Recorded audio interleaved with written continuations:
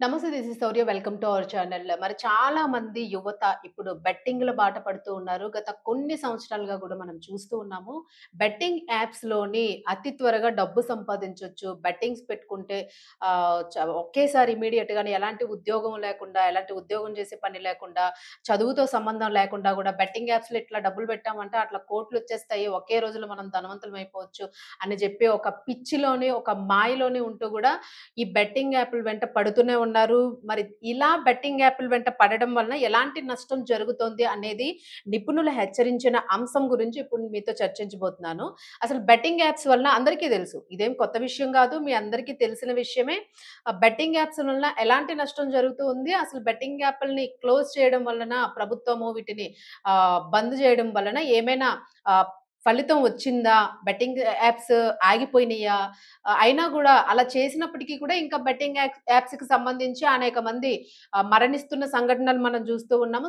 చాలా మంది మన ఇంటి పక్కనే ఉంటారు. మన ఇంటి ఎనకే ఉంటారు. మనం జేస్తున్న పని ప్లేస్‌లోనే ఉంటారు. ఈవెన్ స్కూల్ పిల్లలు గూడాను 10థ్ క్లాస్, 8థ్ క్లాస్, 7థ్ క్లాస్ చదువుతున్న స్కూల్ పిల్లలు గూడాను మనం ఫోన్స్ ఇస్తూ ఉన్నాము. ఫోన్స్ ఇచ్చేటప్పుడు మనకి తెలియకుండా మన ఫోన్‌లోనే యాప్ డౌన్‌లోడ్ చేసుకొని బెట్టింగ్ యాప్‌ని వాళ్ళు ఆడుకుంటున్నారు లేదా ఏదో చూస్తున్నారు అని మనం అనుకుంటూ ఉంటాము. బట్ వాళ్ళు మాత్రం బెట్టింగ్ యాప్స్‌లోని తెలియకుండా మన అకౌంట్స్‌ని, పేరెంట్స్ అకౌంట్స్‌ని బయట దొంగలెవరు అవసరం లేదండి. దయచేసి ఇది ఎవరిని అంటున్న విషయం గాదు. ఇలా జరుగుతున్నాయి ఎగ్జాంపుల్స్. కొన్ని విషయాలైతే బయటకొస్తూ ఉన్నాయి. ఎందుకంటే అధికారులు బెట్టింగ్ యాప్స్‌కి సంబంధించి, ప్రభుత్వానికి సంబంధించి ఏదైతే నిబంధనలు వాటిని పూర్తిగా యాపుల్ని నిషేధించారో దానికి సంబంధించి వచ్చిన వార్తలు వెలుగులోకొచ్చిన వార్తలను మాత్రమే జెప్తూ ఉన్నాను. పేరెంట్స్ అకౌంట్ నుంచి పేరెంట్స్ ఆడుకుంటారని ఫోనిస్తారు. సో, ఆడుకుంటున్నారు గదా! అని మనం అనుకుంటాం. వాళ్ళేం జేస్తున్నారనంటే ఫోన్‌పే వాళ్ళకి తెలుస్తది. ఫోన్‌పే ఈజీగా మన నాన్న ఫోను, అమ్మ ఫోనే గదా! ఈజీగా తెలుస్తది. లేతే అన్నయ్య ఫోను, అక్క ఫోను ఈజీగా తెలుస్తుంది. బెట్టింగ్ యాప్ మీద డబ్బులొస్తాయి అని ఎవరైతే మోజులో ఉంటారో పిల్లలు గాని, ఆడపిల్లలు గాని, అబ్బాయిలు గాని, సో, ఫీమేల్స్ గూడా ఉంటున్నారు దీనిలోనే. అమ్మాయిలనేం తక్కువ జేయడం లేదు. అమ్మాయిలు, అబ్బాయిలు గూడా ఉంటూ ఉన్నారు. సో, వీళ్ళేంటంటే స్కూల్ పిల్లలకు గూడాను. అంటే ఖర్చుకి డబ్బులొస్తాయి. నిజంగానే వస్తాయేమో! ఇందులో బెడితే ఆడా 20,000 అంటున్నాడు, 50,000 అంటున్నాడు, రూ. 1,00,000 అంటున్నాడు. సో, వీళ్ళేం జేస్తారు ఫస్ట్ ఏమో బెట్టింగ్ యాప్ ఇన్‌స్టాల్ చేయగానే దాని ప్రాసెస్ అంతా చెప్పిన తర్వాత ఇలా జేస్తే ముందు ఒక 5,000 10,000 ఏసేస్తారు వాళ్ళు. వేసిన తర్వాత ఏమవుతుంది? ఆహా! వచ్చాయి గదా! నెక్స్ట్ గూడా మళ్ళా వస్తాయి. ఇప్పుడు 5,000 వచ్చాయంటే నెక్స్ట్ మీకు 10,000 టార్గెట్ ఉంది, 20,000 టార్గెట్ ఉంది, లేదంటే 25,000 టార్గెట్ ఉంది, రూ. 1,00,000 టార్గెట్ ఉందని రకరకాల టార్గెట్స్ ఉంటూ ఉంటాయి గదా! దానిలో. సో, ఇలా వస్తాయి. ఈజీ మనీ వస్తుంది అని చెప్పేసి పిల్లలేం జేస్తున్నారనంటే, మన పేరెంట్స్ ఫోను ఎవరిదైతే మెయిన్ ఫోన్ ఉంటుందో, ఆ ఫోన్‌కి సంబంధించి ఫోన్‌పేని కాపీ జేయడమో, ఫోన్‌పేని కోడ్స్ తెలుసుకోవడమో, సో, ఇవన్నీ తెలుసుకొని వాళ్ళు బెట్టింగ్ యాప్‌ని డౌన్‌లోడ్ చేసుకొని, బెట్టింగ్ యాప్స్‌లోన ఆహ్, వాళ్ళు పార్టిసిపేట్ చేస్తున్న కథనాలు అనేక వెలుగులోకొస్తున్నాయి. దయచేసి పేరెంట్స్ కూడా అప్రమత్తంగా ఉండండి. మీకు తెలియకుండా ఫోన్‌లోని ఏవైనా యాప్స్ డౌన్‌లోడ్ అయినట్లయితే బెట్టింగ్ యాప్స్‌కి సంబంధించి దయచేసి వాటి గురించి వెంటనే మాకేదైనా ఇబ్బందుంటే తెలియజేయండి. అలాగే దాన్ని వెంటనే అన్‌ఇన్‌స్టాల్ చేసుకొని అకౌంట్స్ అన్నీ గూడా ఒకసారి చెక్ చేపించుకొని బ్యాంక్‌లోని క్లోజ్ చేయించుకునే పని. లేదు అనంటే ఏదైనా ప్రాబ్లమ్ లేదు అనంటే ఓకే. ప్రాబ్లమ్ ఉంటే మాత్రం క్లోజ్ చేయించుకునే పరిస్థితి ఆహ్, ప ప చేయించుకునేటట్టుగా చూసుకోండి అని జెప్పి హెచ్చరిస్తూ ఉన్నారు. ఎందుకు అనంటే తాజాగా అనేక మంది ఇలాగే బెట్టింగ్ యాప్స్ త్రూ పిల్లలు చేసిన పనులకి ఇంచుమించుగా 10, 20,000, 30,000 అట్లా వాళ్ళ అకౌంట్స్‌లోంచి కట్ అయిపోయినియి. ఆ అకౌంట్ ఏంటన్నది గూడా వాళ్ళకి తెలియట్లేదు. మరి ఇంత డబ్బు పోయింది అని జెప్పేసి ఇప్పుడు ఈరోజు బెట్టింగ్ యాప్‌లో డబ్బు బెట్టాడు ఆ పిల్లాడు. తండ్రికి తెలియదు, లేపోతే తల్లికి తెలియదు. వెనక నుంచి ఫోన్‌లో ప్రాసెస్ జరుగుతా ఉంది. సో, వీళ్ళేం చెక్ జేసుకోరు. ఆడుకున్నాడు, తీసుకున్నాడు అనుకుంటారు. ఇంకా ఏవో మెసేజెస్ వస్తూ ఉంటాయి పాపప్స్. సరే ఏవేవో పాపప్స్ అనుకోని మనం పక్కకి నెట్టేస్తూ ఉంటాం వాటిల్ని. సో, వాళ్ళు చెక్ జేసుకోరు. ఏ కం చ మ జనరల్‌గా వాటి మీద నాలెడ్జ్ ఉన్నవాళ్ళు లేదా ఇంకేదైనా అయితే ఏంటి ఇలా వస్తున్నాయి ఏంటని జెప్పేసి దాన్ని చూసుకుంటాము. బట్ వాటిల్ని ఓపెన్ జేయడం కూడా ప్రమాదమే గాబట్టి ఓపెన్ జేస్తే ఏమవుతుందని జెప్పేసి గూడా కొన్ని మెసేజెస్‌ని మనం ఓపెన్ జేయము. సో, ఎందుకొస్తున్నాయని జెప్పేసి మెసేజ్ పాపప్స్ రాకుండా అన్‌లాక్ పెట్టేసుకుంటూ ఉంటాము. సో, అంత చెక్ జేసుకోము. బట్ ఖచ్చితంగాను పేరెంట్స్ అయినాను పిల్లలకు ఒకవేళ ఫోన్ ఇచ్చినట్లయితే ఇంట్లో ఉన్న మీ టీనేజర్స్‌కి గాని ఆహ్, అలాగే ఆడపిల్లలకైనా, మగ పిల్లలకైనాను స్కూల్ పిల్లలే గదా! చెయ్యరు అని తప్పు చేయరు అని మాత్రం అనుకోవద్దు. దయచేసి మీ ఫోన్‌ని ఒకసారి చెక్ జేసుకోండి. బెట్టింగ్ యాప్ దానిలో ఉందా? లేదా? అనేది చూసుకోండి. ఖచ్చితంగా మీకేదైనా ఇది జరుగుతుందని అనిపిస్తే మాత్రం యాప్‌ని ఎలా అన్‌ఇన్‌స్టాల్ చేసుకోవాలి, ఏంటి అనేది మాత్రం సదరు అధికారులు పోలీసు సైబర్ అధికారులు ఎవరైతే ఉంటారో సైబర్ దీనికి సంబంధించిన వాళ్ళని ఆహ్, కన కనుక్కొని వాళ్ళని అప్రోచ్ అయ్యి దానికి సంబంధించినవి ఎలా డిలీట్ చేసుకోవాలో ఏంటన్న దాని గురించి మాత్రం అప్రోచ్ అవ్వడానికి ట్రై చేయండి. దయచేసి ప్రతి ఒక్కరు గూడా మీ ఫోన్స్‌ని ఒకసారి తరచుగా చెక్ చేసుకుంటూ ఉండండి. అయితే ఈ వీళ్ళు పిల్లలు చేస్తున్న పనికి ఇప్పుడేమవుతుంది మనము మాట్లాడుకునే అంశము ఏదైతే బెట్టింగ్ యాప్‌ని ఇన్‌స్టాల్ చేసుకున్నారో ఇంతొస్తది అని ఒక టార్గెట్ పెట్టుకుంటారు. వీళ్ళు మనకి ఫోన్‌పే నుంచో, అకౌంట్ నుంచో వాళ్ళకి క్రెడిట్ చేసేస్తారు. పంపించేస్తారు అమౌంట్. సో, వీళ్ళు వెయిట్ చేస్తూ ఉంటారు. ఫస్ట్ వచ్చిన 5000 6000 వస్తుంది. వచ్చినియి గదా! అని జెప్పేసి వీళ్ళు ఏదో రకంగా నాన్న ఏటీఎం తీసుకొని డ్రా చేసుకోవడం, లేదంటే వీళ్ళు ఫోన్‌పే నుంచి వాళ్ళ అకౌంట్‌కి పంపించుకోవడమో, సంథింగ్ లైక్ ఏదో ఒకటి చేసే ప్రయత్నం చేస్తారు వాటిని డ్రా చేయడానికి. మళ్ళా సెకండ్ టైము సరే ఇన్ కేస్ ఒకవేళ డ్రా చేయడానికి అవ్వలేదు అని అనుకుంటే, సరే డబ్బులొచ్చినియి కదా! మళ్ళా ఒకసారి పెడితే మళ్ళా ఇంత అమౌంటొస్తది. నిజంగానే ఎక్కువ అమౌంటొస్తే మా నాన్నకి నేను హీరోలాగా చెప్పుకోవచ్చు. నాన్న చూడు ఇలా జరిగిందని జెప్పేసి నేను కాలర్ ఎగరేసుకొని మా నాన్నకి నేను ఈ వయసులోనే ఇంత సంపాదించాను. దానికోసం ఎక్కడికో పోయి జాబులు చేయాల్సిన అవసరం లేదు అని జెప్పి తనని తాను ఏదో ప్రూవ్ చేసుకోవడానికి చాలా మంది యువత చేస్తున్న ఒక పిచ్చి పని, ఒక వెర్రి పని. దీని వలన ఫస్ట్ టైమ్ డబ్బులొస్తాయి. సెకండ్ టైమ్ డబ్బులు రావు. రాకపోవడం వలన మనస్తాపానికి గురయ్యి రెండోసారి గూడా కొంతమంది పెడతారు. ఫస్ట్ టైమ్ ఒస్తుంది. సెకండ్ టైమ్ పెడతారు రాదు. మళ్ళా థర్డ్ టైమ్ పెడతారు రాదు. ఫోర్త్ టైమ్ పెడతారు రాదు. కొంతమందికి థర్డ్ టైమ్ పెట్టినప్పుడు ఒస్తుంది. వచ్చింది గదా! అని మళ్ళా fourth time, fifth time invest చేస్తారు. ఇలా ఇన్వెస్ట్ చేసినప్పుడు అక్కడికి బ్లాక్ అయిపోతుంది. రాదు అమౌంట్. అమౌంట్ రాకపోవడం వలన అమౌంట్ రాలేదు. ఎందుకంటే ఆల్రెడీ వీళ్ళ ఫాదర్ ఫోన్ నుంచి కట్ అయిపోయి ఉంటుంది అమౌంటు. మరి ఆ అమౌంట్‌కి డబుల్ అమౌంట్ రావాలి గదా! మరి ఆ అమౌంట్ రాలేదు. ఏం జూపిస్తాడు వాళ్ళ నాన్నకి గాని, వాళ్ళ అమ్మకి గాని మొహం చూపించడానికి అవ్వదు.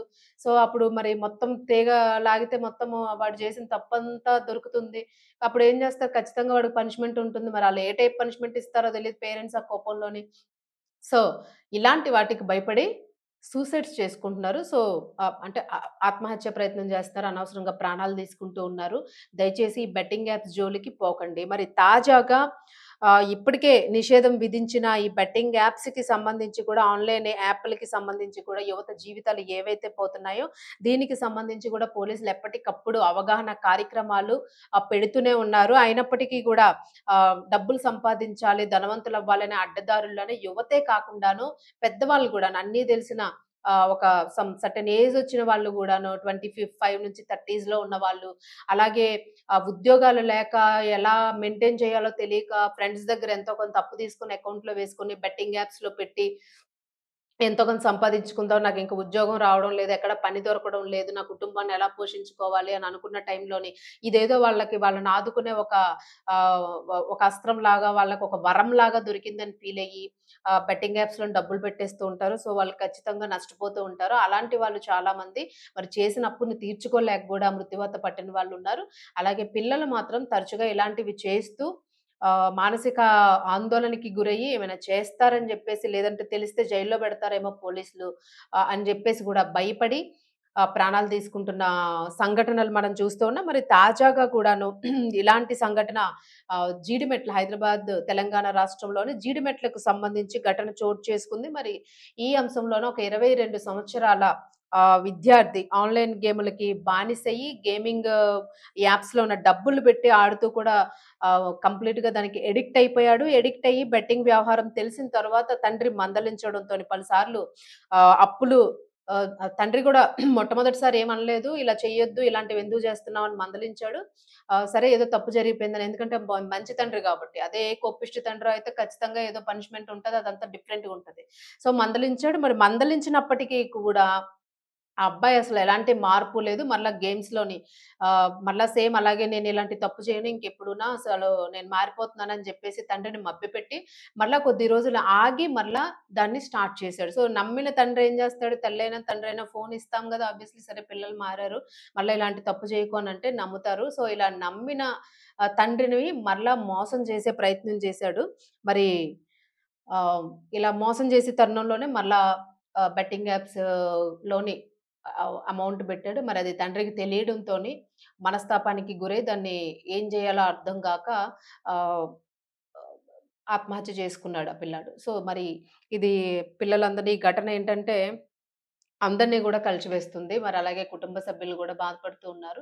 మరి బెట్టింగ్ యాప్స్‌ని ఆపొచ్చు కదా! అని అంటే కొన్ని అసలు ప్రభుత్వాలకి గూడా ఎంత పెద్ద సత్తా ఉన్న వాళ్ళకి గూడా ఎందుకో అవి కంట్రోల్‌లోకి రావడం లేదు. అయితే మనం చేస్తున్న తప్పు గూడా అందులో ఉంటుంది. మనం గూడా చేస్తున్న కొన్ని తప్పుల వల్ల ఎన్ని కేసెస్‌నని వాళ్ళు హ్యాండిల్ చేస్తారు? ఎన్ని కేసెస్‌నని వాళ్ళు ఛేదించగలుగుతారు? ఎంతమందికి పనిష్మెంట్ ఇవ్వగలుగుతారు? సొసైటీలో ఎంత మార్పు తీసుకురావడానికి వాళ్ళు ప్రయత్నం చేస్తారు? చేయలేదు అని మనం చెప్పుకోలేం. వాళ్ళు చేస్తున్న ప్రయత్నానికి గూడా ప్రతిఫలం పెద్దగా ఏమీ కనిపించడం లేదు అనంటే కొంతవరకు ప్రజల్లో గూడాను సొసైటీలో గూడా తప్పు చేస్తున్నారు. కొంతవరకు వాళ్ళల్లో గూడా అవగాహన రావాలి. ఆ అవగాహన రావడం లేదు అనేది దీని సారాంశం. దయచేసి బెట్టింగ్ యాప్‌ల జోలికి పోకండి పిల్లలు. అలాగే పెద్దవాళ్ళు గూడాను. ఎలాంటి అమౌంట్స్ గూడా మీకు ఇంత ఎర చూపించి డబ్బులు ఇంతకి ఇంతొస్తుంది అని చూపించిన ఏది కూడా ఒరిజినాలిటీ ఉండదు అని ఫస్ట్ మీరు నమ్మండి. కష్టపడింది మాత్రమే మీ దగ్గర నిలబడుతుంది. కష్టపడిన దానికి మాత్రమే మీకు తగ్గ అమౌంట్ వస్తుంది. ఒక జాబ్ అయినా ఏదైనా కూడాను. ఒకదానికి డబలొచ్చింది అనంటే మాత్రం ఖచ్చితంగా అందులో ఏదో మోసం ఉంటుందని గుర్తించండి. ఎందుకంటే చిన్న ఎగ్జాంపుల్ చెప్పుకుందాం. మనకి ఒక ఒక గ్లాస్ మజ్జిగుందనుకోండి. చిక్కగా ఉన్న మజ్జిగ ఒక గ్లాసుంది. ఒక గ్లాసు మజ్జిగ ఇ ఇ ఇంత మజ్జిగ మనకి మళ్ళా ఇంకొక 2 గ్లాసులకి కావాలి అని మనకి ఒక ఆలోచనొచ్చింది. సో, మనం ఏం జేస్తాము?